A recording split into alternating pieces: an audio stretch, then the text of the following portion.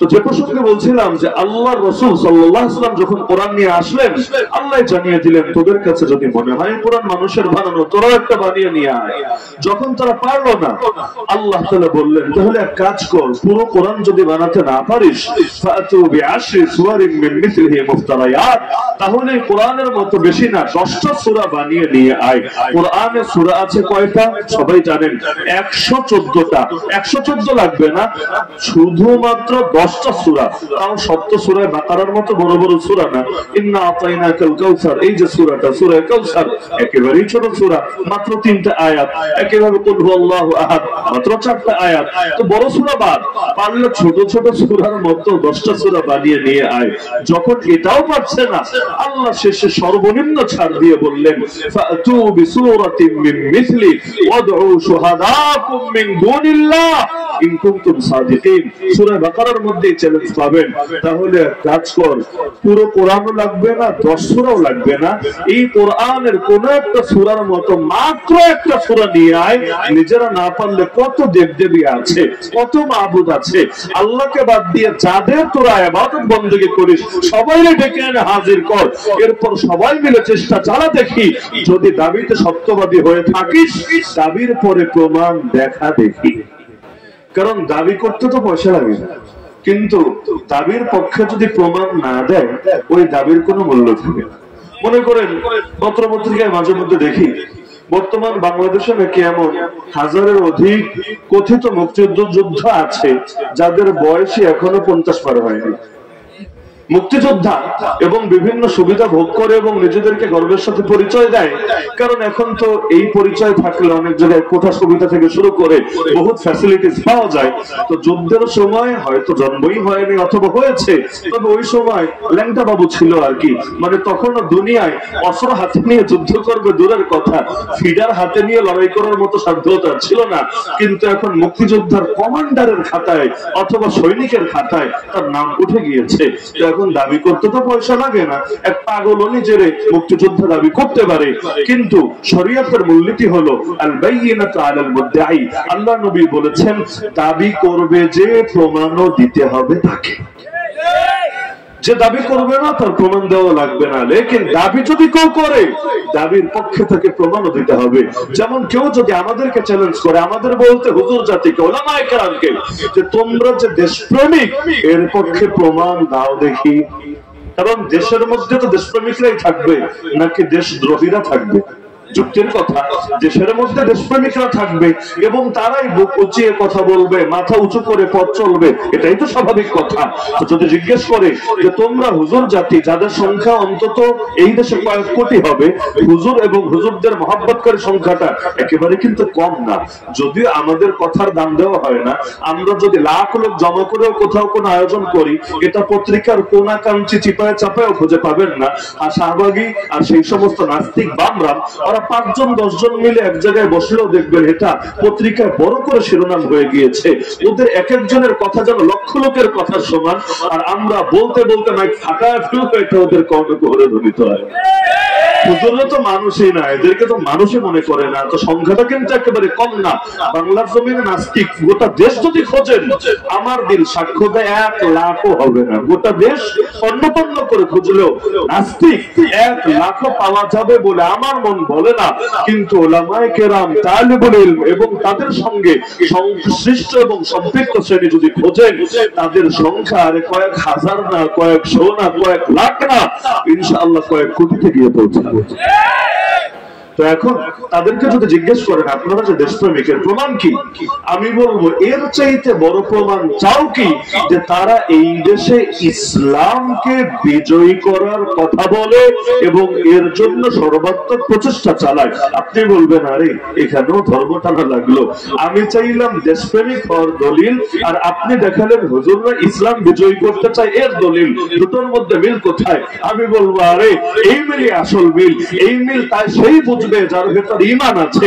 আর বেঈমান এই কথা বুঝবে না যে আল্লাহকে মানে না, রাসূলকে মানে না, তার কাছে এই কথা যৌক্তিক মনে হবে না। তাহলে খুলেন কোরআন, আল্লাহই বলে দিয়েছেন ওয়ালাউ আন্না আহলাল কুরা আমানু ওয়াত্তাকাউ লাফাতাহনা আলাইহিম বারাকাতিন মিনাস সামাই ওয়াল আরদ।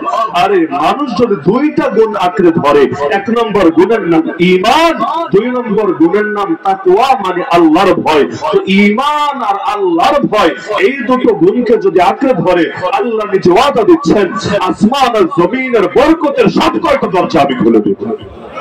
তাহলে হুজুররা ঈমানের দাওয়াত দেয় না, হুজুররা তাকওয়ার দাওয়াত দেয় না, হুজুররা দেয় না তো দেয়টা কে? দাওয়াত তো হুজুরদের কাছেই পাবেন।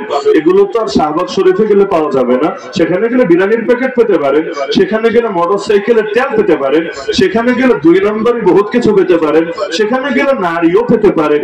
লেকিন ঈমান আর তাকওয়ার দাওয়াত তো আর ওখানে গেলে পাবেন না।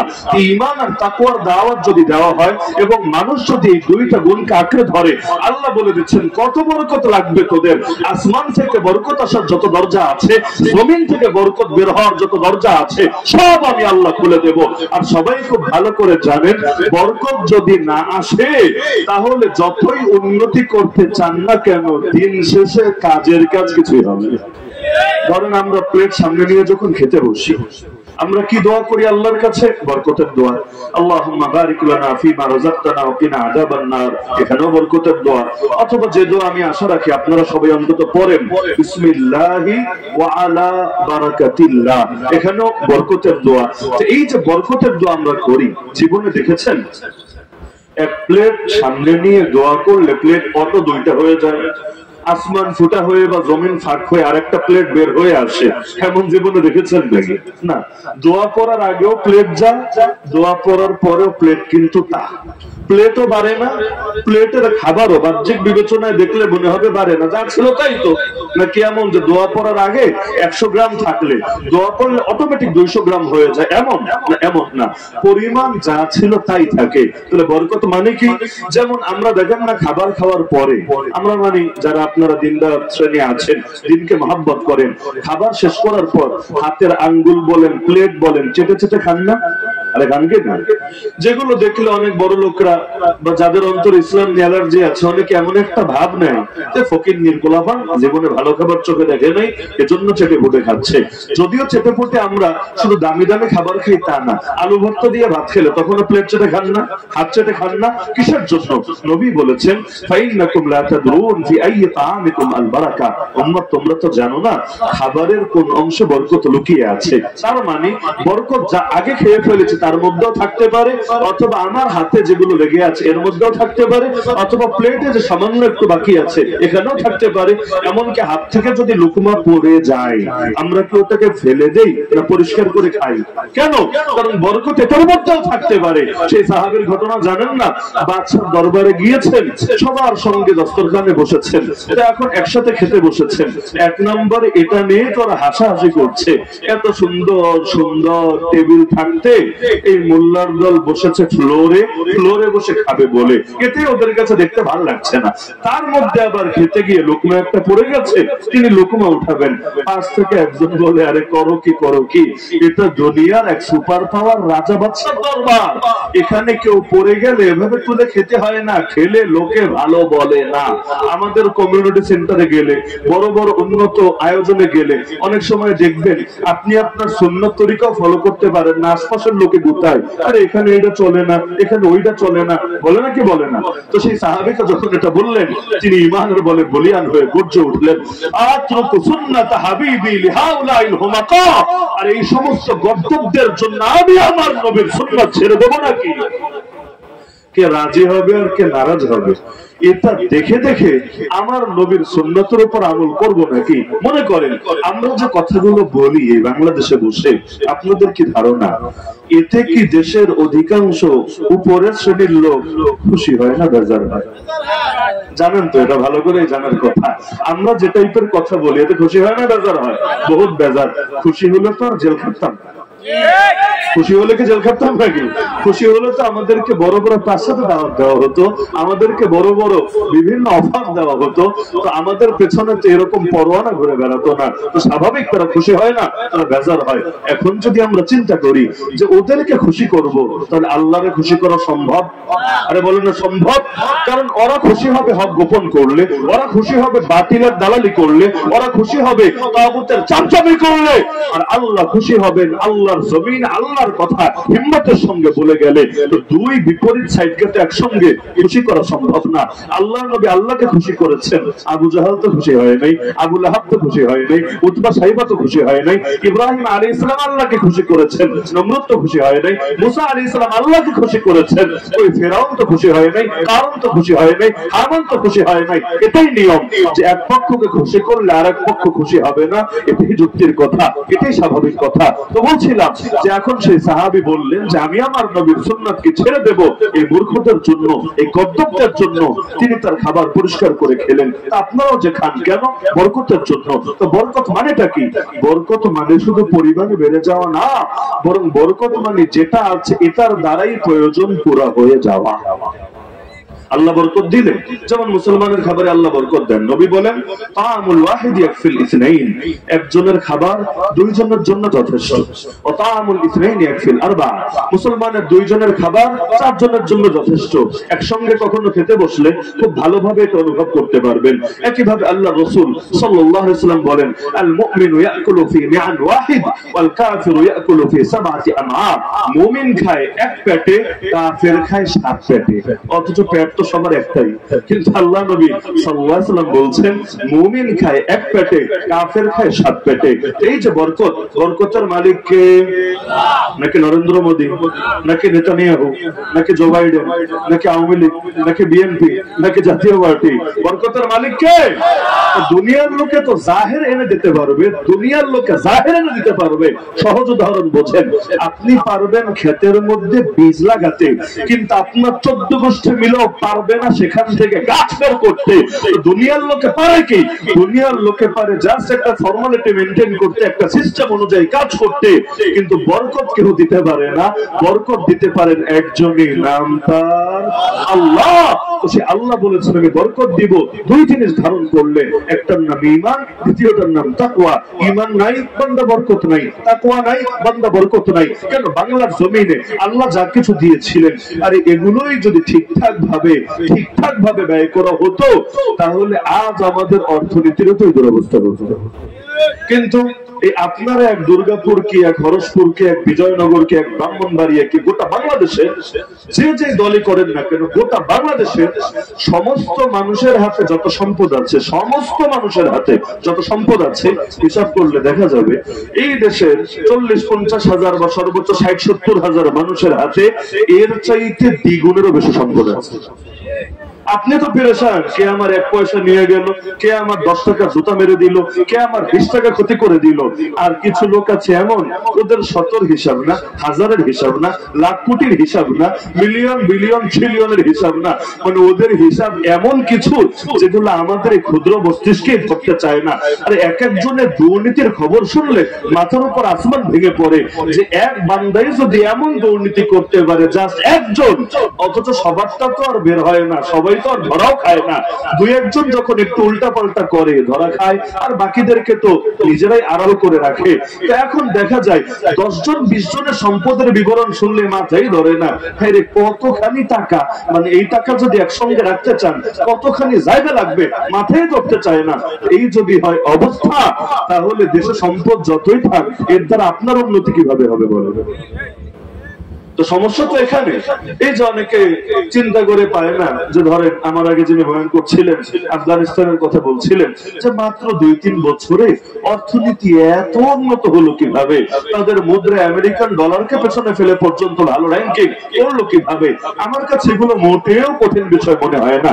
আর এই বাংলার জমিন, এই বাংলার জমিনও যদি খালি একটা গুণ সবার ভেতরে ঢুকানো যেত, যে এই গুণের নাম তাকওয়া। তাকওয়া মানে আল্লাহর ভয়। এখানে শাসক আল্লাহকে ভয় করবে, প্রশাসন আল্লাহকে ভয় করবে, জনতাও আল্লাহকে ভয় করবে, পুলিশও আল্লাহকে ভয় করবে, আমলারাও আল্লাহকে ভয় করবে, মন্ত্রী এমপিরাও আল্লাহকে ভয় করবে, জনতার প্রতিনিধিরাও আল্লাহকে ভয় করবে, পয়সাওয়ালাও আল্লাহকে ভয় করবে, গরিবও আল্লাহকে ভয় করবে।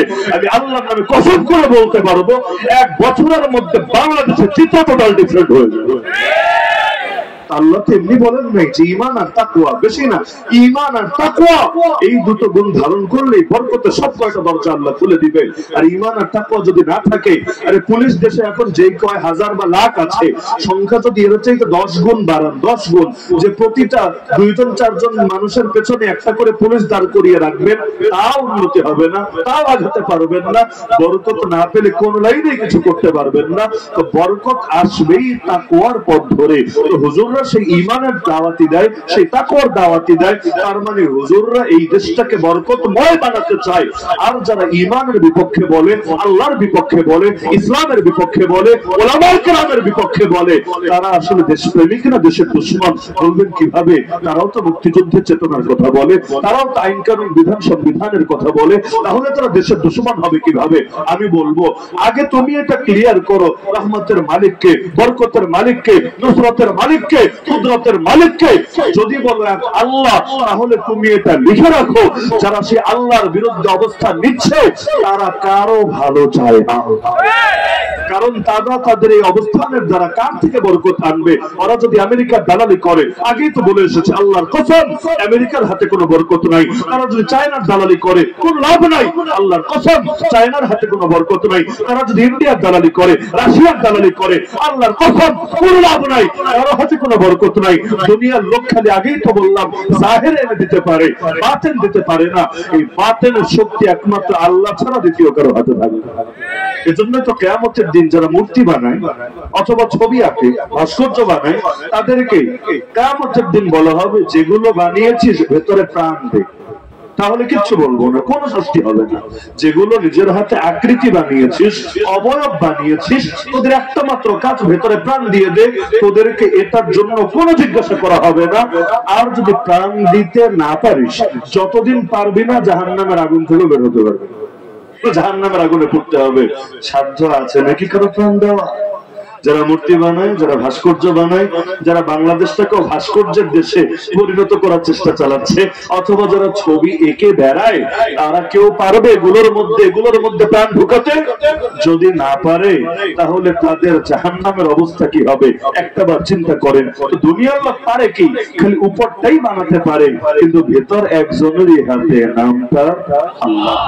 আল্লাহ রাসূল সাল্লাল্লাহু আলাইহি ওয়াসাল্লাম তো ইসলাম নিয়ে আসলেন, ইলমি ভাবেও জিন্দা করলেন, আমলি ভাবেও জিন্দা করলেন। আমলি ভাবে মানে ময়দান। মনে করেন আমরা সারা জীবনে বয়ান করি, এই বয়ান শুনি যে ইলম সার্থক হয় আমল করলে। আপনারা তো জানেন এটা বা বলেন। মনে করেন আমি জানি যে 5 ওয়াক্ত নামাজ ফরজ, আপনারা জানেন না? মনে জানেন না? সবাই জানেন। কিন্তু নামাজ যদি না পড়েন, জানেন সবাই যে 5 ওয়াক্ত নামাজ ফরজ, কিন্তু আপনারা যদি এটার উপর আমল না করেন বা 4 ওয়াক্তের উপর করেন, খালি ফজরের বেলায় ঘুমায়া এই আমলটা বাইরে রাখেন, এমন যদি হয়, আপনার ইলম কি কামিয়াব হয়েছে? ইলম পূর্ণতা পাবে আমল হলে, এ ব্যাপারে সবাই একমত। আপনি জানেন হজ ফরজ, কিন্তু টাকার অভাব নাই, কিন্তু হজে যান না আপনি, কারণ হজে কষ্ট আছে, এটা সত্য। এই যে চলতি বছরে হজে 1000-এর বেশি হাজি ইন্তেকাল করেছে, যেটা নিয়ে সারা দুনিয়া আফসোস করছে যে এত হাজি, কারণ গরমের তাপও ছিল অনেক বেশি, 50 ডিগ্রি সেলসিয়াস অতিক্রম করেছে তাপমাত্রা। বাংলাদেশে 38-39-40 হলে সহ্য হতে চায় না। এই মাঝখানে 1-2 মাস তো অবস্থা খারাপ হয়ে গিয়েছিল, শুধু আমার না গোটা দেশেরই কি পরিমাণ কষ্ট হয়েছে, এখনো হচ্ছে। আর সেখানে 50 যদি তাপমাত্রা হয়, তাহলে তো প্রাণ টিকিয়ে রাখাটাই দুষ্কর ব্যাপার। অনেকে ইন্তেকাল করেছে, যদিও এটা আফসোসের বিষয় না, এটা আসলে গর্বের বিষয়, আসলে গর্বের বিষয়। আমার ইন্তেকাল যদি হয় মক্কায়, আমার ইন্তেকাল যদি হয় মদিনায়, এর চাইতে আমার বড় আনন্দের বিষয় কি আছে? তো যে প্রসঙ্গে আমি কথাটা বললাম, তো এই যে আপনি হাজী সাহেবরা হজে গেল, কষ্ট নাই? বহুত কষ্ট আছে, বহুত কষ্ট। তো আপনি চিন্তা করলেন পয়সা আছে, তাতে কি আমি যাব না, লেকিন আপনি জানেন হজ করা ফরজ। তো আপনার এই ইলমটাকে সার্থক হলো? হয় নাই, কারণ ইলম তো আছে, ইলমের উপর আমল নাই। তো এখন এই যে মাদ্রাসাগুলো দেশে আছে, আলিয়া বলেন, কওমিয়া বলেন, অথবা মাদ্রাসা ছাড়াও আপনারা যারা ইসলাম নিয়ে টুকটাক জানার চেষ্টা করেন, সেটা কোনো লেকচার শুনে হোক, কোনো বই পড়ে হোক, রিসার্চ করে হোক, যেভাবেই হোক, আপনারা যারা যতটুকু জানেন আমাকে বলেন, এই ইলম কখন সার্থক হবে? যদি এর উপর আমল হয় তখন, নাকি যদি আমল না হয় তখন? আচ্ছা, বাংলাদেশে যে কয়টা ঘুষখোর আছে, পেট মোটা ঘুষখোর হোক অথবা ফ্যাটহীন ঘুষখোর হোক, ওরা কি জানে না ঘুষের কি মাসালা? তা যদি নাই জানতো তাহলে ঘুষরে হাদিয়া বইলা নেই কেন? একদিকে ঘুষ নেয়, আবার উপরে নামটা অনেক সময় হাদিয়া লাগায়, চা খাওয়ার টাকা। আরে চা খাইতে তো 5 টাকা হলেই চলে। একটু উন্নত চা যদি হয় আপনাদের সেই ব্রাহ্মণবাড়িয়ার ধরেন 80 টি স্টোরের মতো, তাহলে 80-90 টাকা 100 টাকা হলেই তো চলে। তাও ধরলাম না, আরো স্পেশাল চা 500-1000 টাকা হলেই তো চলে। তো চা খাওয়ার নামে 10,000, চা খাওয়ার নামে 20,000, চা খাওয়ার নামে 50,000, এই যে কাজগুলো, বাটপাড়িগুলো, ভণ্ডামিগুলো চলে, যারা করে আর এটার মাসালা জানে না। হজ করতে যাবেন, পাসপোর্ট করতে গেলে এখানেও ঘুষ দেওয়া লাগে, নাকি লাগে না? মনে হয় এখানেও লাগে। মানে একটা ভালো কাজ করতে গেলেও এখানেও আকাম কুকাম, ইচ্ছে অনিচ্ছায় জড়ানো লাগবেই লাগবে। আবার কি এক সিস্টেম হয়েছে, আপনি একজন হুজুর মানুষ, একজন দিনদার মানুষ, বিভিন্ন প্রয়োজনে আপনাকে বিভিন্ন অফিস আদালতে যাওয়া লাগবে। আপনি সারা জীবন পর্দা করেন, কোন মহিলার দিকে চোখ তুলেও তাকান না, আই কন্ট্যাক্ট করেন না, খুব ভালো কথা। কিন্তু এমন এমন জায়গায় নিয়ে লেডিস বসায় রাখবে যেখানে এরাও জানে যে অধিকাংশ পুরুষই আসবে। এখন হুজুর মানুষ হন আর দিনদার লোক হন, আপনার জন্য বিকল্প ব্যবস্থা নাই, ওই সুন্দরী ললনার সঙ্গে গিয়েই কথা বলা লাগবে। আবার যদি নিচের দিকে তাকায় থাকে, অনেক সময় এইটা নিয়ে পর্যন্ত ফতোয়া শোনা লাগবে। এই হুজুরগুলো খ্যাতি রয়ে গেল, সামাজিক হলো না, মানুষ হলো না। আমার এখনো মনে আছে আফগানিস্তান বিজয় হওয়ার পর আফগানিস্তানের এক মন্ত্রী, ওখানের মন্ত্রীও তো হুজুর আর কি, তো হুজুরের কাছে সাক্ষাৎকার নিতে এসেছে পশ্চিমা দেশ থেকে এক নারী সাংবাদিক। এখন হুজুর সাক্ষাৎকার তো দেয়, তো চোখটা আর তার দিকে তুলেও তাকায় না, নিচের দিকে তাকায় তাকায়। এখন যে সে তার যা কথা বলার বলে বেড়ায়, দেশে ফিরে গিয়ে হুজুরের পুরো ব্লিচিং পাউডার দিয়ে ধুয়ে দিয়েছে। আর এই হুজুররা পুরাই অসামাজিক, এই হুজুররা পুরাই খ্যাত। এরা না দুনিয়া বোঝে, না ভদ্রতা বোঝে, না একটা মানুষকে মূল্যায়ন করতে জানে। এরা নারীকে পর্যন্ত তার সম্মান দিতে জানে না। সম্মান হবে কখন? একদিন ফেল ফেল করে তাকিয়ে থাকে। তো দেখা যাবে দিনদার মানুষকেও দিন পালন করতে দেওয়া হয় না, তাকে বাধ্য করা হয় অনেক ক্ষেত্রে পাপ করার জন্য। এটাই তো এখন বাস্তবতা হয়ে গিয়েছে। কত চাকরি পর্যন্ত আপনার হবে না মুখে দাঁড়িয়ে থাকলে, জানেন না?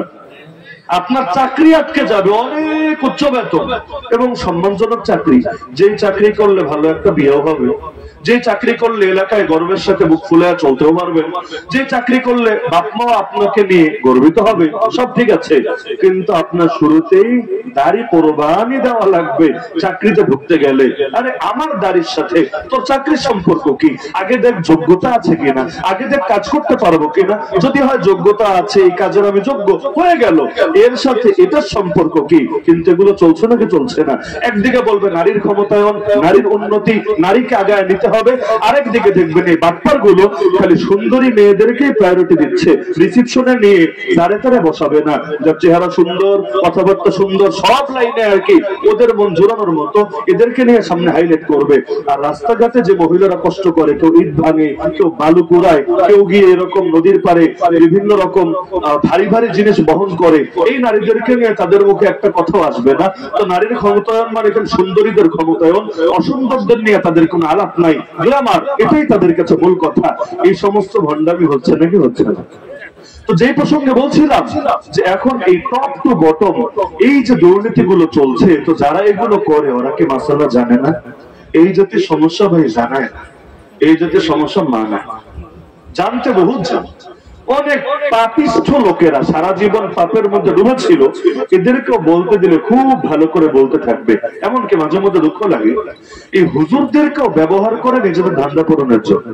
যেমন মনে করে হুজুরদেরকে সবচাইতে বেশি এখন নসিহত করা হয় যে হুজুর এত জিহাদ টিহাদ এই সেই সব বয়ান বাদ দিয়া মাদক নিয়ে কথা বলেন, ধর্ষণ নিয়ে কথা বলেন, এই নিয়ে কথা বলেন, সেই নিয়ে কথা বলেন, আর বাপ মায়ের ওয়াজ, কবরের ওয়াজ, আসমানের উপরের ওয়াজ, মাটির নিচের ওয়াজ, এইগুলা করেন, বাকিগুলো রাখেন। এগুলো বলে না মাঝে মধ্যে?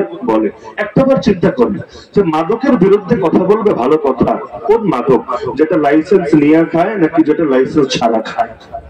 কারণ মাদকে যদি ক্ষতি থাকে, লাইসেন্স নিয়ে খেলেও ক্ষতি, লাইসেন্স ছাড়া খেলেও ক্ষতি। কিন্তু দেখা যাচ্ছে লাইসেন্স ছাড়া যে মাদক, ওটার বিরুদ্ধে তো ঠিকই বলা যাবে, কিন্তু বাংলাদেশে যে মদের বারগুলো গড়ে উঠেছে, আমি যদি এই মাহফিল থেকে বলি, আসো তাওহীদি জনতা, আমরা এই মদের বারগুলোকে মাটির সাথে গড়িয়ে দেই। কোন মুসলমানের কাছে মদ বেচাও যাবে না, কোন মুসলমান গিয়ে সেখানে মদ খেতেও পারবে না। আর কেউ যদি অন্য ধর্মের লোক হয় তার কথা আলাদা, কিন্তু কোন মুসলমান লাইসেন্স নিয়েও প্রকাশ্যে এই দেশে মদ খাবে, এটা কিছুতেই মেনে নেওয়া যেতে পারে না। দেখবেন তখন আমার বিরুদ্ধে লিখে অ্যাকশন শুরু হয়েছিল। তাহলে কিসের বয়ান দিতে বলো রে ভাই মাদকের বিরুদ্ধে? কেন? মাদক লাইসেন্স ছাড়া খেলে তোমরা পয়সা পাবা না, এজন্য এটা খারাপ না? আর যদি মাদক লাইসেন্স নিয়ে খায়, ও খাবে, তোমরাও পাবা, এই জন্য এটা লাভ নাকি? এগুলো তো ভণ্ডামি ছাড়া আর কিছু। বলবো ধর্ষণের বিরুদ্ধে বয়ান করো, ঠিক আছে বয়ান করবো, লিভ টুগেদারের বিরুদ্ধে কেন বয়ান করবো না? এটা আগে ক্লিয়ার করো। ধর্ষণ মানে কি? ধর্ষণ মানে জোরাজোরি আছে যে কোনো এক পক্ষে, সাধারণত পুরুষ জোরাজোরি করে নারীকে, উল্টাও হতে পারে। এখন আবার নতুন একটা আবিষ্কার হয়েছে, সেটা হলো বিয়ের প্রলোভন বা লোভ দেখিয়ে ধর্ষণ। মানে হইলো 2-4 বছর সংসার করে ফেলেছে, এরপরে এসে বিচার একটা দাঁড় করিয়ে দিয়েছে, আমাকে লোভ দেখিয়েছিল, আমাকে বিয়ে করবে, এখন এসে বলছে আমাকে আর বিয়ে করবে না, এজন্য ধর্ষণ মামলা ঢুকে দিয়েছে। অথচ ধর্ষণ মানে হইলো কাম করার ব্যাপারে জোরাজোরি। তোরে তো বেডি কাম করার ব্যাপারে জোরাজোরি করে নাই, ওই সময় তো তুইও রাজি ছিলি, কারণ তোর ভেতরে লোভ ছিল, তোর ভেতরে প্রলোভন ছিল। 2 বছর পর গিয়ে তোর মাথায় রক্ত উঠেছে, তোর মেজাজ গরম হয়েছে, কারণ সে তোরে লোভ দেখিয়ে এখন আর চাহিদা পূরণ করছে না। ভালো কথা, কিন্তু এর মানে তো এটা না যে অতীতে কামটাও জোর করে করেছিল, তোর উপরে প্রেসার ক্রিয়েট করে করেছিল। এটা তো ধর্ষণের কোনো ক্যাটাগরিতেই পড়ে না। তারপরও মানলাম, ঠিক আছে, ধর্ষণ ধর্ষণ ধর্ষণ সবগুলোর বিরুদ্ধে বললাম, লিভ টুগেদারের বিরুদ্ধে কেন বলবো না? লিভ টুগেদার বুঝেন মানে জোরাজোরি নাই, বেডাও রাজি বেডিও রাজি, তবে কাজী আর ডাকে নাই, মানে বিয়ে শাদী আর করে নাই। এখন 2 জন রাজি হয়ে হোটেলে চলে গেছে। আরে বাংলাদেশ তো বাংলাদেশ, গোটা দুনিয়ার হোটেল ব্যবসা টিকেই আছে এই সমস্ত বেডা আর বেডিদেরকে। আপনি অন্য দেশ বাদ দেন, বাংলাদেশে যেই সরকারি থাকুক, খালি যদি এই নীতি জারি করে যে হোটেলের ব্যাপারে 100% সততা রক্ষা করা হবে, এখানে কোন ছেলে মেয়ে বিবাহ ছাড়া 2 নম্বরই করতে পারবে না, দেখবেন হোটেলওয়ালা বলবে আমাদের আর ব্যবসা করা লাগবে না। এটাই করুন বাস্তবতা। এই যে 2 নম্বরই গুলো হচ্ছে শুধু গরিবদের মধ্যে না, বড় লোকদের মধ্যে? বড় লোকদের মধ্যে আরো বেশি হচ্ছে। গরিব করলে হয়তো এই হরসপুর থেকে সফর করে ব্রাহ্মণবাড়িয়া সদরে গিয়ে করবে, আর বড় লোক করলে তো থাইল্যান্ড শরীফে চলে যাবে, অথবা এমন এমন জায়গায় চলে যাবে যেখানে কেউ তাকে চিনবে না, তাকে জানবে না। দেখেন না, বাংলাদেশের এমপি মহিলা মানুষের কল্পে চলে যায় ভারতে। যদিও মরা মানুষকে নিয়ে কথা বলা উচিত না, কিন্তু কিছু কিছু কষ্ট এমন যেটা আসলে অন্তরের মধ্যে চেপেও রাখা যায় না। আর কাউকে যদি অন্যায়ভাবে হত্যা করা হয় তাহলে এটা কিছুতেই সমর্থনযোগ্য না। এমনকি মানুষটা যদি অপরাধীও হয়, মানুষটা যদি অতীতে অন্যের উপর জুলুমও করে, তবু আমরা কারো ব্যাপারে কামনা করি না যে এখন তার উপরও আলাদা করে জুলুম হোক। হ্যাঁ, প্রতিটা অপরাধের ন্যায়সঙ্গত বিচার আছে এবং আমরা এটাই চাই যে বিচারের সংস্কৃতি কায়েম হোক। কিন্তু এই যে একটা ঘটনা, মহিলা একটা ফোন দিবে আর একজন মানুষ জনপ্রতিনিধি হওয়ার পরও পাসপোর্ট ভিসার চিন্তা বাদ দিয়া বর্ডার ক্রস করে সুন্দর মতো চলে যাবে মহিলার প্রেমের টানে, তারপর সেখানে গিয়ে খুনের শিকার হবে। তো মাইয়া নিয়ে এই ধান্দা বাদ দিলে তোমার তো বাপু এখানে যাওয়াও লাগতো না, আর তোমার জল্লাদের কবলে পড়াও লাগতো না। তাহলে দেখা যাচ্ছে গরিবই বলেন ধনী বলেন, এই পাপের বাইরে অধিকাংশ মানুষই হয়তো যেতে পারে না। অপরাধ করার পর যতদিন গোপন থাকে ততদিন পর্যন্ত একটা সাধু চেহারা ধরে রাখে। আসলে আল্লাহর একটা নাম হলো সাত্তার। সাত্তার মানে তিনি বান্দার পর্দাকে, বান্দার গুনাহকে পর্দার আড়ালে ঢেকে রাখেন। বিশ্বাস করেন, যদি আল্লাহ বান্দার গুনাহগুলোকে ঢেকে না রাখতেন, অতীতে যেমন কখনো এমন হয়েছে চুরি করেছে, বাসায় গিয়ে লুকিয়েও লাভ নেই, দরজার মধ্যে লেখা উঠে গেছে চোর। যেমন দাজ্জাল আসবে, কিয়ামতের আগে দাজ্জালের কপালে লেখা থাকবে কাফের। কাফের যে পড়তে জানে সে বুঝবে যে আরে দাজ্জাল তো মুসলমান না, সে কাফের, কপালের মধ্যেই লেখা আছে। তো মানুষের পাপগুলো যদি আল্লাহ গোপন না করে সব পাপ প্রকাশ করে দিতেন, আমার তো ধারণা তাহলে মানুষ লজ্জার কারণে সমাজেই থাকতে পারতো না, অধিকাংশ মানুষ সমাজ ছেড়ে পালাতে বাধ্য হতো। এমনকি পাপের যদি দুর্গন্ধ থাকতো, ওই দুর্গন্ধ অতিষ্ঠ হয়ে মানুষই লাথি মেরে সমাজ থেকে বের করে দিত। কিন্তু আমার আল্লাহ সাত্তার। এজন্য বান্দা রাতের বেলা লুকিয়ে লুকিয়ে পাপ করে, কিন্তু সকাল বেলা মানুষ তাকে শ্রদ্ধার সঙ্গে বরণ করে নেয়, কারণ আল্লাহ তার পাপের উপর পর্দা ফেলে রেখেছেন। মানুষ দুনিয়াতে যদি অপরাধ প্রকাশিত হয়ে যায় তখন লজ্জিত হয়ে যায়, আর যতদিন প্রকাশিত হয় না ততদিন নিজেকে খুব সাধু হিসাবে দেখানোর চেষ্টা করে। কিন্তু কিয়ামতের ময়দানে কি হবে রে ভাই? দুনিয়া জানলে কয়জন জানবে? মনে করেন 1000 লোক জানলো, 1 লাখ লোক জানলো, 1 কোটি লোক জানলো, এতেই আপনি মুখ লুকানোর জায়গা পাচ্ছেন না। ওই যে ছাগল কাণ্ডে যে বেটা জড়ায় গেল, আর আব্বা আপনাদের এই ব্রাহ্মণবাড়িয়ার আখাউড়া দিয়েই নাকি মাথা ন্যাড়া করে পালিয়েছে। মানে মাথায় যদি চুল থাকে মানুষ চিনে ফেলতে পারে, তো মাথা ন্যাড়া করে গেলে একটু ইজ্জতটা বাঁচবে, মানুষের কাছে একটু হাইলাইট হবে না, বা এদেরকে ফাঁকি দিতে পারবে। আমাদের বেনজির সাহেবও নাকি পুলিশ হয়েও পুলিশের পাসপোর্ট ব্যবহার না করে সাধারণ পাসপোর্ট রেখেছে সারা জীবন জুড়ে। এগুলো দুদকও বলেছে হ্যাঁ অপরাধ প্রমাণিত, অপরাধ সত্য। কেন? যাতে করে আগেও বুঝেছে যে মাইনকে চিপায় পড়া লাগতে পারে, আর মাইনকে চিপায় পড়লে যাতে সুন্দর করে দেশ ছেড়ে ভাগা যায়, যাতে কেউ না আটকায়, কেউ ঝামেলা না করে। তাহলে দুনিয়ার লোকের কাছে লজ্জিত হবে, এটাকে কত ভয় পায়, কত ভয় পায়। হায় আল্লাহ! তো কিয়ামতের ময়দানে যা আদম নবী থেকে শুরু করে কিয়ামত পর্যন্ত আগত প্রতিটা মানুষের সামনে আল্লাহ এই গুনাহগুলো তুলে ধরবেন। সেদিন কি হবে অবস্থা? সেদিন বাবাও জানবে, মাও জানবে, ভাইও জানবে, বোনও জানবে, নবীও জানবে, রাসূলও জানবে, ফেরেশতারাও জানবে, সবাই জানবে। সেদিন কোথায় লুকাবে? সেদিন তো আখাউড়ার বর্ডারও থাকবে না।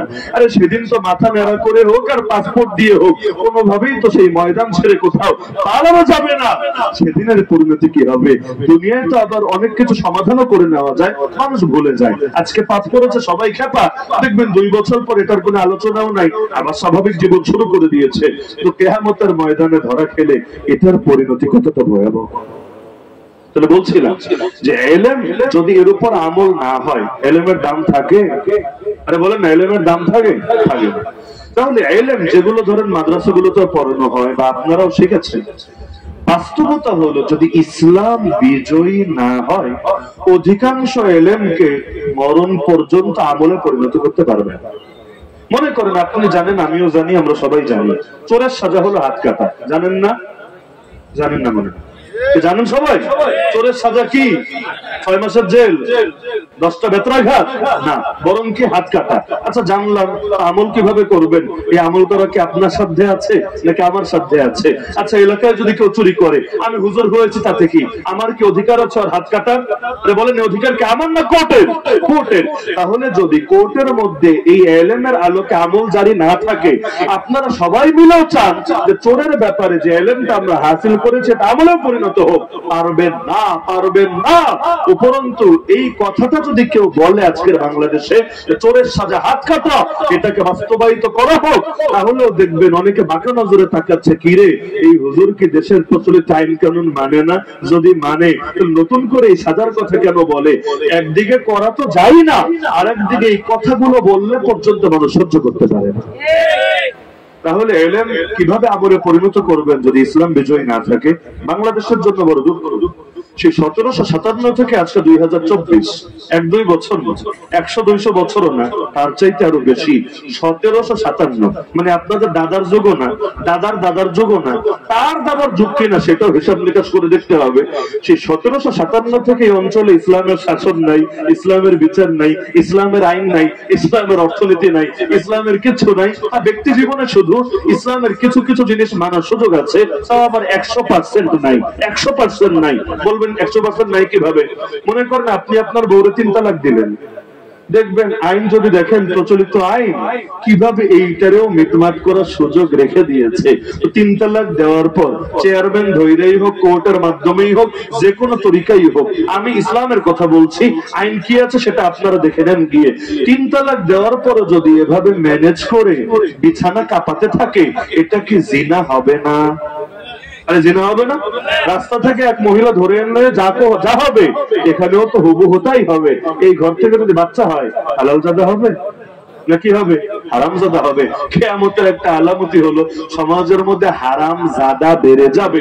এখন দুনিয়ার অবস্থাই তো এরকম। পশ্চিমা বিশ্ব অনেক জায়গায় ফরম টরম পূরণ করতে গেলে আব্বার নাম কে এটা লেখার অপশনই রাখে না, নিজের নাম আর আম্মার নাম। কেন? আব্বা যে কে এটা নিয়ে তো ইখতিলাফ আছে।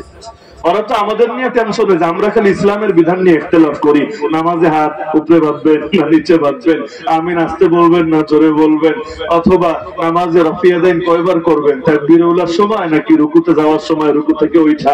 ওরা বলে আমরা এগুলো নিয়ে ইখতিলাফ করি। ভালো কথা, আরে পাগল, আমরা তো ইখতিলাফ করি টুকটাক বিষয় নিয়ে, শাখাগত বিষয় নিয়ে।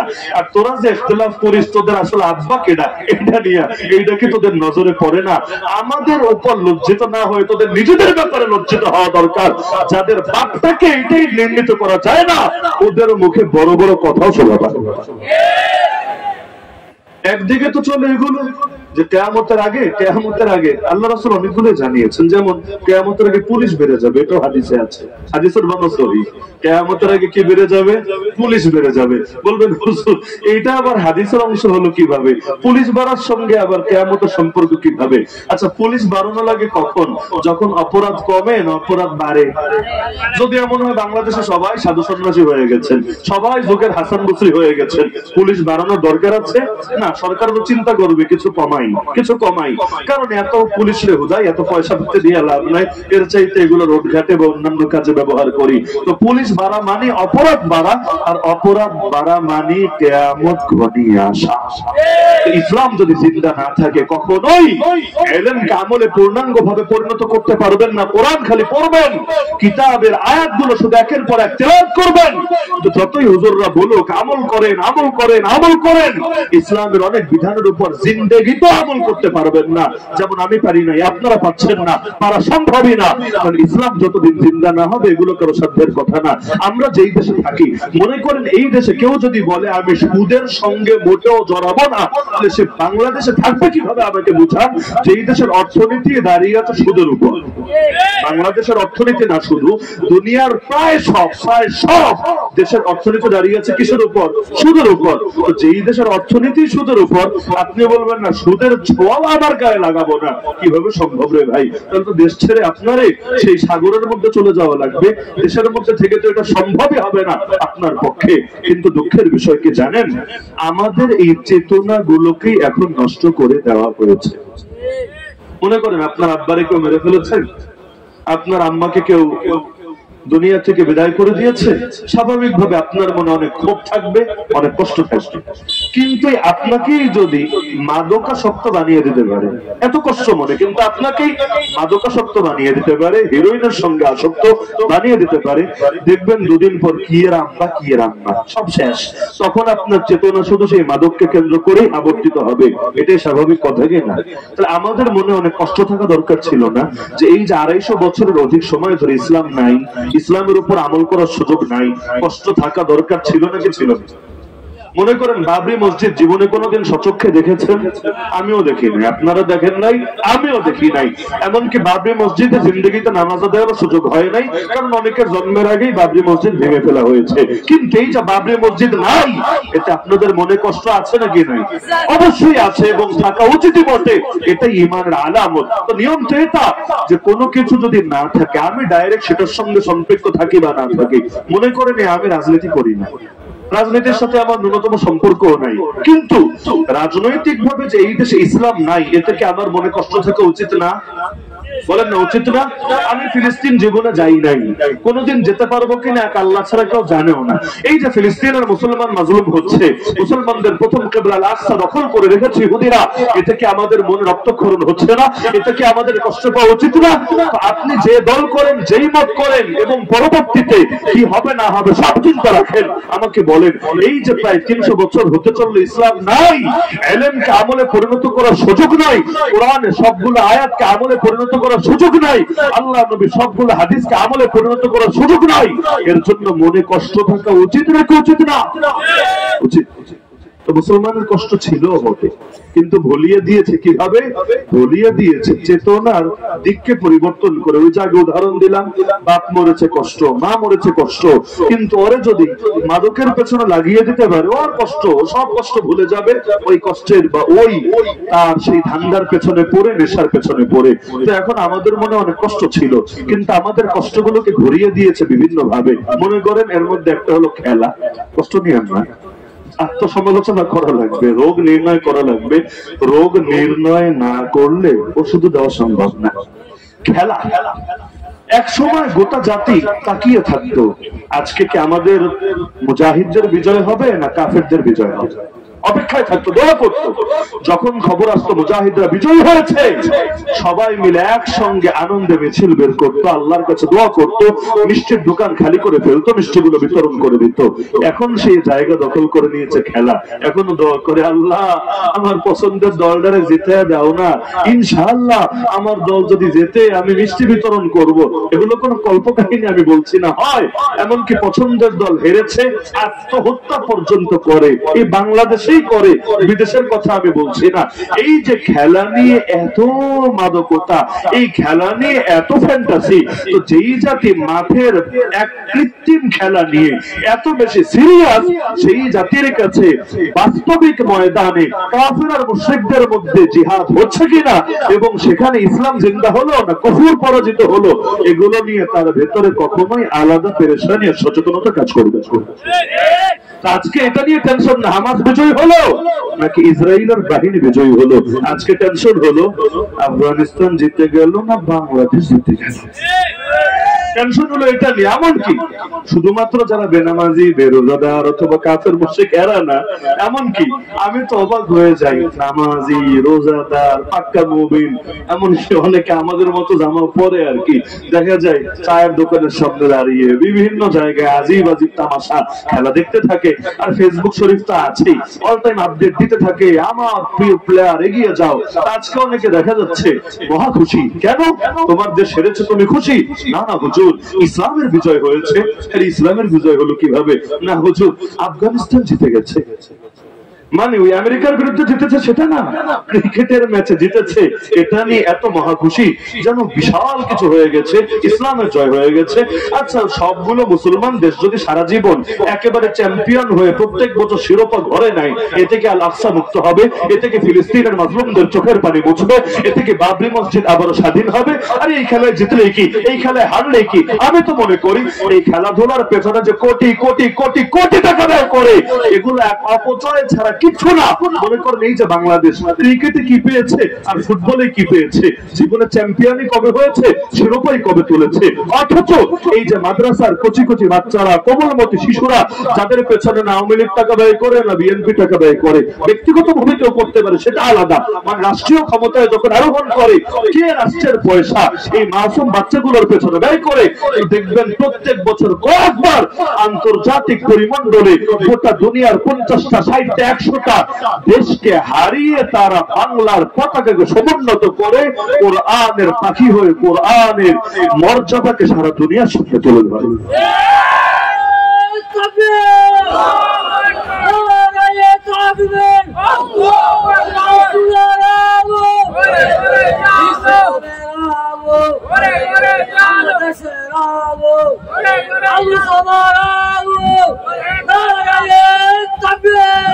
তো খেয়াল করলে দেখবেন এদেরকে সংবর্ধনা দেওয়ার ব্যবস্থা নাই, এদেরকে নিয়ে অধিকাংশ সময় মিডিয়ায় রিপোর্ট হয় না, না প্রিন্ট মিডিয়ায় না ইলেকট্রনিক মিডিয়ায়। তাদের উল্লেখযোগ্য দাম না সরকারের কাছে না জনগণের কাছে। এমনকি কবে কে চ্যাম্পিয়ন হচ্ছে না হচ্ছে এগুলো নিয়ে পর্যন্ত টেনশন কাজ করে না। অথচ তারাই কিন্তু বারবার বারবার বারবার বাংলাদেশের নামটাকে আন্তর্জাতিক পরিমণ্ডলে সমুন্নত করছে। কিন্তু ব্যর্থ যারা ক্রিকেটও আগাতে পারে না, ফুটবলও আগাতে পারে না, হকিতেও আগাতে পারে না, অলিম্পিকও আগাতে পারে না, এদের জন্য এইসব টাকা টাকা পয়সা আর পয়সা, ইজ্জত আর ইজ্জত।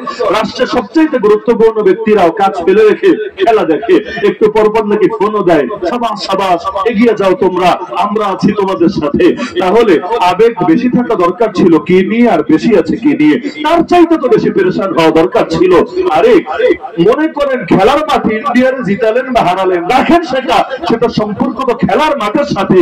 বাস্তবিক জায়গায় যদি আপনি বারবার বারবার বারবার উচ্চার আচার খেতে থাকেন, সেটা নিয়ে না মনে কষ্ট পাওয়া দরকার ছিল। কিন্তু দেখবেন আমরা বাস্তবতা নিয়ে টেনশনে নেই, বাস্তবতা নিয়ে আমাদের ফিকির নাই, আমাদের পেরেশানি নাই। আমাদের সব ফিকির আর পেরেশানি হলো সেই খেলাধুলা নিয়ে। আরে ভাই এইটা কোন ধরনের আবেগ, আমার তো মাথায় ধরে। মনে করেন এখন আমরা বলি আসো আমরা ইসলাম বিজয়ের জন্য সবাই এগিয়ে আসি। এই যে বাংলাদেশে ইসলাম বিজয়ের পথে বাধা কি জানেন? বলবে হুজুর না জানি না, বাধা মনে হয় পুলিশ, বাধা মনে হয় সরকার, বাধা মনে হয় ওই নাস্তিকরা। আমি বলবো না রে ভাই, বাধা আমরা এবং আপনারা। বলবেন এটা আবার কেমন কথা, তারা বাধা না, বাধা আমরা এবং আপনারা। কিভাবে? আচ্ছা আমাকে বলেন, এই দেশের অধিকাংশ মানুষ তো মুসলমান, এটা তো জানেন, জানেন না মানেনও। 90% মতো আছে মুসলমান, 90 বাদই দেন, 80% ধরেন, 70% ধরেন। যদি এত মুসলমানই থাকে তাহলে তো আর কিচ্ছু লাগে না, কোনো লড়াই সংঘর্ষ সংঘাত লাগে না। সবাই মিলে নিজের জায়গা থেকে বললেই চলে, আমি মুসলমান, আমি ইসলাম চাই, আমি আল্লাহর বান্দা, আমি আল্লাহর জমিন আল্লাহর শাসন চাই, আমি কোরআনকে মহব্বত করি, আমি কোরআনের আইন সমাজে দেখতে চাই। রাজনীতি কি অরাজনীতি কি, এই দলকে ওই দলকে, শুধু এই কথাটা যদি সবাই একসঙ্গে বলে, একসঙ্গে সুরে সুর মিলিয়ে, ওলামায়ে কেরাম যাদের দিলে কোরআন আছে, যারা কোরআনের ইলম রাখেন, আপনারাই এই সমাজে কোরআনকে বাস্তবায়ন করার জন্য সামনে থাকেন, ফ্রন্ট লাইনে থাকেন। আমরা যে যেই দল করি, যে যে মতের হই, আমরাও আছি আপনাদের সাথে। তাহলে বাধাটা কোথায় আমাকে বুঝলেন? আর যদি বলেন হুজুর না, এগুলো বাস্তবায়ন করলে পরে যদি অমুক দেশ হামলা করে, তমুক দেশ যদি আমাদের মারে, আরে অমুক কি করবে তমুক কি করবে এটা পরে দেখা যাবে রে ভাই, এটা পরে চিন্তা। কিন্তু যতটুকু আপনার হাতে সেটা করেন না। আর এটা ভুলেন না, হায়াত আল্লাহর হাতে, মৌত আল্লাহর হাতে। হায়াত কার হাতে? মৌত কার হাতে? আল্লাহ যদি লিখে রাখেন আমার হায়াত হবে 60 বছর, গোটা পৃথিবী যদি আমার বিরুদ্ধে একশনে নামে, আরে ওরা নাস্তানাবুদ হয়ে যাবে, কিন্তু আমাকে পারবে না পৃথিবী থেকে নিশ্চিত নয়। কাফেরকে ভয় পেয়ে লাভ আছে? এই যে ইসমাইল হানিয়া, সেই হামাসের নেতা ইসমাইল হানিয়া, আজকে যেই দিন আপনাদের সামনে আমি বয়ান করছি, এমনি তো কোরবানির দিনই তার পরিবারের 4 জনকে শহীদ করা হয়েছে এক গাড়ির ভেতরে। আজকে এই 25 জুন 2024, আজকে তার ফ্যামিলির 10 জনকে শহীদ করা হয়েছে, 10 জন ফিলিস্তিনের বুকে। অথচ ভাবেন আমি আপনি শহীদ হওয়া লাগবে না, খালি যদি শুনি আসছে আমার হাতে হাত করা পড়াতে, আমার ফ্যামিলির একজনকে ধরে নিয়ে গেছে, দেখবেন 1 বছরে হয়তো হকের আওয়াজও মুক্তি উচ্চারিত হবে। তাহলে হওয়া দরকার ছিল কি, বাস্তবে হচ্ছেটা কি? তো চেতনা তো এটার নাম যে রক্তের সাগরের উপর দাঁড়িয়েও আমরা আমাদের আদর্শের কথা বলেই যাব। এই কপাল যদি নত হয়, একজনের সামনেই হবে, নাম তার আল্লাহ। সে আল্লাহ ছাড়া কোন বাতিলের সামনে, কোন তাগুতের সামনে আমার কপাল নত হবে না। সেই সুলতান টিপু শহীদ রহমতুল্লাহ আলাইহি কত সুন্দর কথা বলে গিয়েছিলেন, শিয়ালের মতো 1000 বছর বাঁচার চাইতে সিংহের মতো একদিন বাঁচাই তো ভালো। বাঁচলে একদিনই বাঁচবো, মাথা উঁচু করে বাঁচবো। কারণ সাহসীরা মরে, জীবন একবারই মরে, আর কাপুরুষরা ডেইলি মরে, কয়েকবার করে মরে। মনে করেন আপনারা যারা জেলে যান নাই, গিয়েছেন নাকি? অধিকাংশ তো যান নাই। জেলে যারা যান নাই, বাস্তবতা আমি বলি আর তাদের ভেতরে জেল নিয়ে আলাদা একটা ভয় থাকে, একটা সংকোচ থাকে। মনে করেন আমরাও তো আর জন্মের পরের দিন জেলে চলে যাই না, মানে জেলে যাওয়ার আগের অবস্থা, জেলে যাওয়ার পরের অবস্থা আমরা নিজেদের উপর অনুমান করেও বুঝি। জেলে যাওয়ার আগে একটা আলাদা আতঙ্ক থাকে। কি আতঙ্ক? না হকের কথা আপন জায়গায় তো বলা হচ্ছে, এটা একটা আতঙ্ক, কি না জানি কি নিয়ে খায়া ফেলাবে না, মাইরা ফেলাবে না, ছিলা ফেলাবে, কি এক আজীব জিনিস জানি এটা। তো এইরকম একটা আতঙ্ক থাকা স্বাভাবিক। বিশেষ করে যারা 14 গোষ্ঠী মনে করেন জীবনে মামলা টামলাও খায় নাই, কোর্ট কাছারিতেও যায় নাই, কোনটা গারদ কোনটা জেলখানা তাও বোঝেনি। আমি নিজে জেল যে আসলে কেমন আর কোন জিনিস তাই তো বুঝি নাই। প্রথম নিয়ে যেখানে ঢুকালো ভাবলাম এটাই জেল, পরে শুনলাম না এটা হলো থানা গারদ। আচ্ছা এখান থেকে নিয়ে ঢুকালো কোর্ট গারদে, বুঝলাম ও কোর্ট থেকে বিচার করে এখানে যেহেতু এনেছে এইটাই তো জেল। পরে দেখি না এটাও জেল না, নিয়ে গেল আবার কেরানীগঞ্জে, গিয়া তো দেখি বাহ এটা তো বিশাল ব্যাপার স্যাপার, জিমও আছে, আবার সেলুনও আছে, আবার সুপার শপও আছে। কি কেনাকাটি লাগবে, মানে পিকনিক করতে গেছেন তো বাড়িতে আসলে কিনে নিয়ে আসা লাগবে না ফ্যামিলির জন্য, যেটা জেলের স্মৃতি, জেল থেকে কিনে এনেছি, দেখে তো মহা খুশি। কিন্তু দেখলাম না এই খুশি আমাদের হুজুরদের জন্য না, এগুলো হলো হুজুর ছাড়া যারা আছে, চোরি হোক, ডাকাতি হোক, ধর্ষকই হোক, খুনি হোক, ওরা সবাই ভোগ করবে। আমরা যেহেতু হুজুর মানুষ, আমরা থাকবো খাঁচার মধ্যে বন্দি, যেমন চিড়িয়াখানায় প্রাণীরা থাকে, আমরা সেই চিড়িয়াখানার প্রাণীর মতো। আমরা তাকিয়ে তাকিয়ে দেখবো খুনি যাচ্ছে জিমে, ধর্ষক যাচ্ছে সেলুনে, আরেকজন যাচ্ছে ক্রিকেট বল ব্যাট নিয়ে মাঠের মধ্যে, আর আমরা হুজুর হওয়ার অপরাধে ভেতরে থেকে থেকে খালি চিন্তা করবো, হায় রে এতদিন হয়ে গেল গায়ে একটু সূর্যের আলো পড়লো না, কি একটা সমস্যা, কত রোগত হয়ে যায় সূর্যের আলো যদি আপনার নিয়মিত না লাগে। এমনকি বিশুদ্ধ পানি পাওয়া যাচ্ছে না, সুন্দর খাবার পাওয়া যাচ্ছে না, কিন্তু হুজুর যেহেতু কিছু বলা যাবে না। পরে ভাবলাম, বুঝেছি যা বাকি যেই কয়দিন থাকার মনে এখানেই থাকা লাগবে। পরে দেখা গেল না, এইটাও স্থায়ী জায়গা না, এটা হলো কোয়ারেন্টাইনের জায়গা। ওই যে করোনার টাইম আর কি, জেলে যারা ছিল তারা বলে আর কি যে বাংলাদেশের মানুষ জেল খেটেছে জীবনে একটা টাইমে, সেটা হলো করোনার টাইম।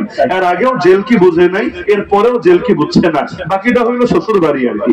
বিশেষ করে পয়সা পাতি থাকলে তো টেনশনই নাই। আর করোনার টাইমে আসল জেল খাটাটা খেটেছে, কি যে কষ্ট। আল্লাহ, জিন্দগিতে যদি কাউকে পান যে ওই টাইমে জেলে ছিল, তাদের থেকে বুঝতে পারবেন। আর আমাদের এক কপাল, মাশাআল্লাহ, জেলে ঢোকা থেকে বের হওয়া পুরোটাই হয়ে গেছে করোনার টাইমে। আর হুজুর মানুষ অপরাধে ফাঁসির আসামিদেরকে যেভাবে রাখে, যেভাবে মূল্যায়ন করে, আমাদের সাথে হুবহু একই আচরণ করা হয়েছে। তাহলে পুরো কথার খোলাসা কি দাঁড়াচ্ছে? সর্বোচ্চ কষ্টটা আমরা পাই নাই, বলে না, সর্বোচ্চ কষ্টটা আমরা পাই নাই।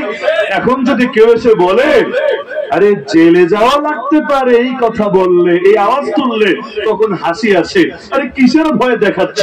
এখন যেটার ভয় দেখাবা এর চাইতে কঠিনটার প্র্যাকটিক্যাল অভিজ্ঞতা আমাদের আছে। এই কারণ দেখবেন আল্লাহর বান্দাদেরকে যতই ভয় দেখান, ভয় দেখালে শুন নরম হয় না। আমি নাম বলবো না, বাংলাদেশের মাঠে ময়দানে এমন অনেক বক্তা আছে আমাদের মাহব্বতের, তাদেরকে মনে করেন স্বাভাবিকভাবে যেভাবে বয়ান করার বয়ান করবে। কোন মাহফিলে ভুলেও যদি কেউ স্লিপ, হুজুর একটু গরম কথা বললেন না, অথবা হুজুর একটু উপরের আর নিচের কথা বলেন, মাঝখানেরটা মুখে আইনেন না, ওরে বাবা, তাহলে মনে হয় যে একটু আগে ছিল হলো হ্যান্ড গ্রেনেড, এখন হয়ে গেছে ক্ষেপণাস্ত্র না ডাইরেক্ট পারমাণবিক। মানে মনে হয় মুখ থেকে আগুন বের হতে শুরু করেছে। কেন? কারণ আল্লাহর বান্দাকে গায়রুল্লাহর ভয় দেখিয়েছে। তখন আমার কোরআনের একটা আয়াতের কথা মনে পড়ে, আল্লাযীনা ক্বালা লাহুমুন নাস ইন্নান নাসা ক্বাদ জামাউ লাকুম ফাখশাউহুম ফাযাদাহুম ঈমানা ওয়া ক্বালু হাসবুনাল্লাহ ওয়া নি'মাল ওয়াকিল। আল্লাহ বলেন, আরে মুমিনদের গুণ হলো লোকে যখন তাদেরকে এসে বলে দুনিয়ার মানুষ তোদের বিরুদ্ধে সব শক্তি, সব বাহিনী, সবকিছু একত্রিত করে ফেলেছে, তোদের উচিত মানুষকে ভয় পাওয়া। এই কথা শুনলে তাদের ভেতরে ঈমান বেড়ে যায়, ঈমানের দরিয়ায় জোয়ার চলে আসে। আর তারা তখন বলতে থাকে, আরে কার ভয় দেখাচ্ছিস? হাসবুনাল্লাহ, আমাদের জন্য আল্লাহই যথেষ্ট, ওয়া নি'মাল ওয়াকিল, আর তিনি আমাদের সর্বোত্তম অভিভাবক। যার সাথে আল্লাহ আছে তার দুনিয়ার কাউকে লাগে না। তার সাথে নরেন্দ্র মোদী না থাকলেও কিছু আসে যায় না, বিজেপি না থাকলেও কিছু আসে যায় না, আরএসএস না থাকলেও কিছু আসে যায় না, নেতানিয়াহু, বাইডেন, পুতিন, ট্রাম্প, যাই হোক, কেউ যদি না থাকে কিচ্ছু আসে যায় না। যার সাথে আল্লাহ আছে তার দুনিয়ার কাউকে লাগে না। মনে করেন আজকে রিপোর্ট হয়েছে যে বাংলাদেশের সিংহপুরুষ শেখুল হাদিস ইবনে শেখুল হাদিস আল্লামা মামুনুল হক হাফিজাহুল্লাহ জামিন কাটা গিয়ে তার বিরুদ্ধে গ্রেফতারি পরোয়ানা জারি হয়েছে। অনেক হয়তো এখনো জানেন না। আজকে হাজিরা ছিল নারায়ণগঞ্জ কোর্টে, যেহেতু শারীরিকভাবে অসুস্থ। আপনারা যারা মামলা টামলা আছে বা কাউকে খেতে দেখেছেন জানার কথা যে অনেক মামলা থাকলে আসলে সবসময় শরীরে এটা কুলানো সম্ভব না। এখন যার মামলায় প্রায় 50টা, হযরতের মামলায় প্রায় 50টা, এর মধ্যে কিছু ঢাকা, কিছু চিটাগাং, কিছু হলো রাজশাহী, কিছু হলো খুলনা, কিছু হলো কুমিল্লা। যে এত জায়গায় একটা মানুষ দৌড়াদৌড়ি করে কিভাবে? তাও জেল থেকে বের হলে সুস্থ হতেই তো লম্বা একটা টাইম লাগে। আর জেল এমন একটা জায়গা, জেল থেকে বের হওয়ার পর অনেকে তো বেশি দিন হায়াতি আর পায় না। এই জল্লাদ শাহজাহানের অবস্থা দেখেন না, বেচারা 40 বছর মনে হয় জেল কেটে এসেছে। বের হওয়ার পর একজন তারে জিজ্ঞাসা করেছে যে আপনার এখন বাইরে কেমন লাগছে? সে বলছে একেবারেই ভালো না, যখন জেলে ছিলাম তখনই ভালো ছিলাম, এই 40 বছর সেখানে কাটানোর পর বাইরের পরিবেশের সাথে ম্যাচই খেতে পারছি না। তাকে জিজ্ঞাসা করেছে তাহলে আপনার কি হলে ভালো লাগবে? সে বলছে মরে গেলে। আল্লাহর বান্দা মনে আজকে না গতকালকে যেন মরেও গিয়েছে, দোয়া করি আল্লাহ তাআলা তার জীবনের ভুল ত্রুটি মাফ করে তারা জান্নাত দিয়ে দেন। তো যে প্রসঙ্গে বলছিলাম, এত জায়গায় যদি একটা মানুষের মামলা থাকে যাওয়াটা সহজ ব্যাপার না।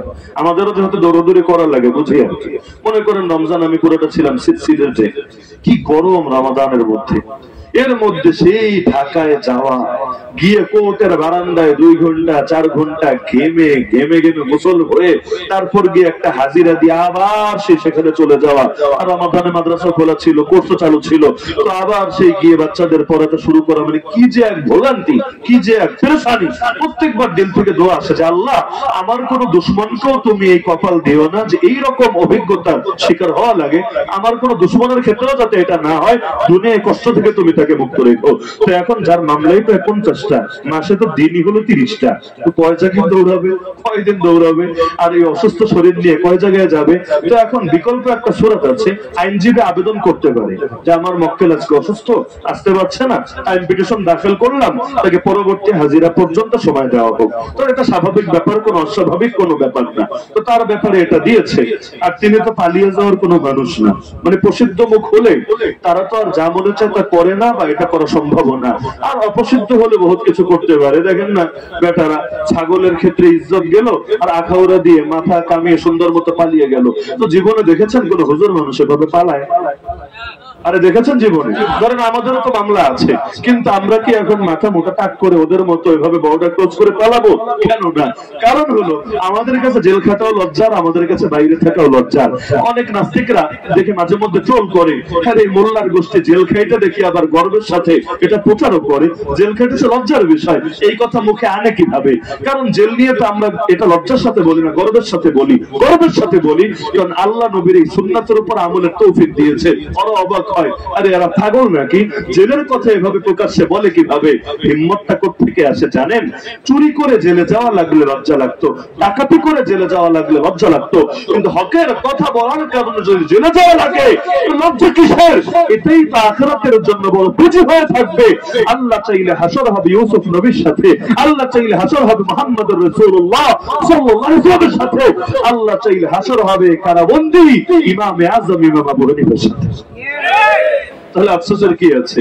তো এখন দেখা গেল কিন্তু এদিকে জারি করে দিল না, কেন আজকে আসে নাই? তাকে গ্রেফতার করে এখন হাজির করতে হবে। কি হবে সেটা আল্লাহ ভালো জানে। সারেন্ডার করার পর আবার জামিন দিবে না ভিন্ন কিছু হবে, কি হবে আল্লাহ ভালো জানে। লেকিন সামান্য এই জিনিসকে নিয়ে যাদের মাসের অধিকাংশ দিনে হাজিরা থাকে, পরোয়ানা একটা জারি হয়ে গিয়েছে। যদিও বাংলাদেশ তো আমার ইস্যুর দেশ, একটা আসলে আর একটা ঢাকা সহজ আর কি। মনে করেন এখন যদি মামুনুল হকের গ্রেফতারি পরোয়ানা সব পত্রিকায় যদি বড় করে এটা আসে, তাহলে নরেন্দ্র মোদীজির সাথে কি কি হয়েছে সেটাও তো হারিয়ে যাবে। ওদিকে তিস্তা নিয়ে কি হচ্ছে সেটাও মানুষ ভুলে যাবে। আবার রাসেলস ভাইপার একটা আছে না, এটাও মানুষ টোটাল হারিয়ে যাবে। আর যত দুর্নীতিবাজ দুর্নীতি ধরা খেয়েছে সবকিছু মানুষ বেমালুম ভুলে যাবে। সবাই ব্যস্ত থাকবে এটা নিয়ে। তো বাস্তবতা কি আল্লাহ ভালো জানে। লেকিন এইরকম গ্রেফতারির পরোয়ানা দিয়ে দিয়ে আল্লাহর নবীর ওয়ারিসদের জবান বন্ধ করা যাবে? এটা সম্ভব? কোশ্চিনকালেও সম্ভব না। সুতরাং আজকে আমার পুরো কথার মূল কথাই হলো এটা, যে ইলমকে যদি আমলে বাস্তবায়ন না করা যায়, আমলে পরিণত না করা যায়, ইলম সার্থক হয় না। আর ইলমকে আমলে পরিণত করা সম্ভবই না ইসলামকে বিজয়ী করা ছাড়া। আর ইসলাম যদি বিজয়ী না হয়, আসমান থেকে বরকত আসে না, জমিন থেকেও বরকত আসে না। পয়সা পথে তখন যতই থাকুক, দেশের মানুষ দুনিয়ার মানুষ ভালো থাকতে পারে না। তো যদি ভালো থাকতে চান না, কে চান না আপনারা? কথা আমার এখানেই শেষ। যদি ভালো থাকতে চান, শুধু আখিরাতে না, আখিরাতে তো আছেই, দুনিয়াতেও। কারণ আল্লাহ দোয়া শিখিয়েছেন, রব্বানা আতিনা ফিদ দুনিয়া হাসানা ওয়াফিল আখিরাতি হাসানা ওয়া কিনা আযাবান নার। আখিরাতের কথা পরে, দুনিয়ার কথা কিন্তু আগে। হে আমাদের রব, দুনিয়াতেও কল্যাণ দেন, আখিরাতেও কল্যাণ দিয়েন, আর জাহান্নামের আযাব থেকে আমাদেরকে রক্ষা করেন। তাহলে দুনিয়ার কল্যাণ লাগবে নাকি লাগবে না? দুনিয়ার কল্যাণ আসবে ইসলামের দ্বারা, অন্য কোন তন্ত্র মন্ত্র বাদ মতবাদ কুফর শিরক জাহেলিয়াতের দ্বারা কল্যাণ আসবে না। সুতরাং অতীতে যা হয়েছে সেটা অতীত, আল্লাহর কাছে ক্ষমা চাই। প্রত্যেকেই মজলিস থেকে, মাহফিল থেকে প্রত্যেকে নিয়ত করে যান যে আমরা আল্লাহর জমিনে আল্লাহর দ্বীন কায়েম করে ছাড়বই ইনশাআল্লাহ। যতদিন হায়াত আছে, হ্যাঁ সফলতা আমার হাতে না, তো যতদিন হায়াত আছে আমি চেষ্টা করতে এক বিন্দু কম করব না।